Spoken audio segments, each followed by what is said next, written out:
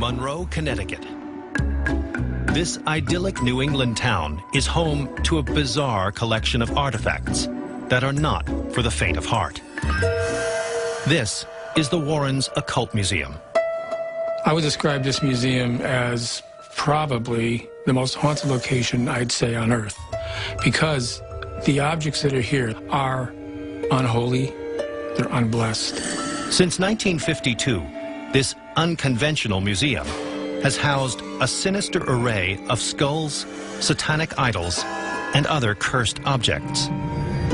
But according to curator Tony Spera, the most diabolical item here is a simple child's doll named Anabelle. The doll, at first glance, looks like any other rag doll. It's got the stringy hair, it's got the button eyes, and it's got striped feet. It's just a beautiful little doll to some little girl. But this doll is not the kind of doll you want to give to your daughter. The curators at the Warrens Occult Museum believe that Anabelle has the power to kill. We believe it's responsible for the death of a young man that came here to the museum. So what is the real story behind this devilish doll named Anabelle? Connecticut, 1970. A nursing student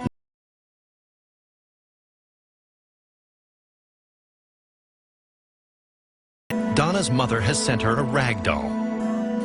But what none of them know is that this is no ordinary doll. Donna keeps the toy on her bed as a reminder of her mother's love.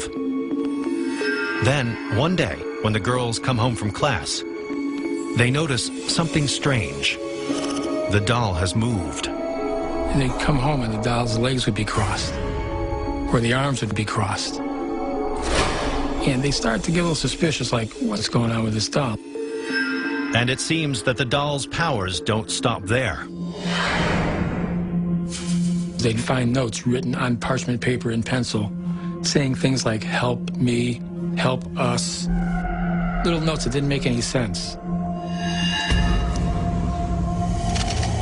At first, the girls seek a rational explanation for the mysterious notes. The girls thought maybe someone's getting into the apartment. What they did is they would mark things to see if when you walk in the door, you're going to move the rug a little bit. The nurses said, we'll know someone was in here. Well, nothing was moved, except the doll. That freaked them out. Fearing that there may be a malignant force at work in their apartment, the girls call in a medium and hold a seance. The psychic said, you have a spirit of a little girl named Anabelle. She was killed in this apartment. Then the medium reveals that the spirit of the dead girl has possessed the doll.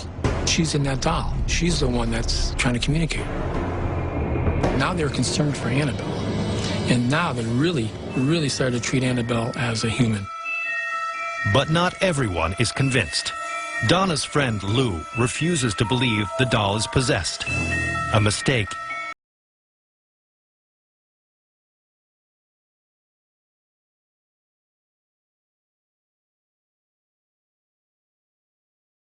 He said, and then she gets to the top near my neck and she starts to squeeze my neck like she's trying to strangle me. Lou wakes up, gasping for breath. And when he looked down and opened the shirt up, you could actually see claw marks. Now they knew. They were frightened. Desperate to be rid of the evil effigy, Donna and Angie contact Ed and Lorraine Warren, founders of the Warrens Occult Museum. And the Warrens have some alarming news. They believe that the spirit lurking within the doll isn't a dead girl, but a demon. I didn't want him to take the doll, and I didn't want to go near it. I didn't want nothing to do with it. But Ed Warren is willing to face down the doll. He agrees to collect Anabelle and bring her back to the museum. The car ride home was terrible. You knew that you were carrying something that was bad, evil. He'd be taking corners, and all of a sudden the car would be jerking, and then it'd start to stall out on him. very uncharacteristic of the car. Finally, he stopped the car.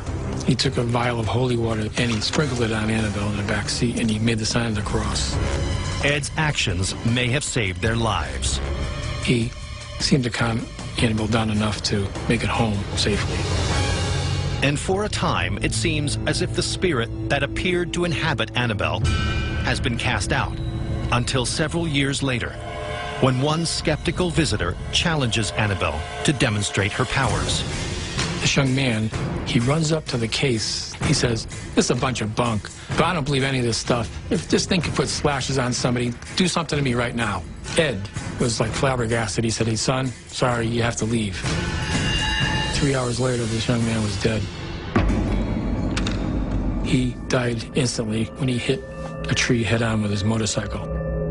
Did Anabelle put a curse on the man and cause his death? Of course, there's no way to prove it. The lesson you learn from this story is you do not challenge evil. You do not challenge the demonic.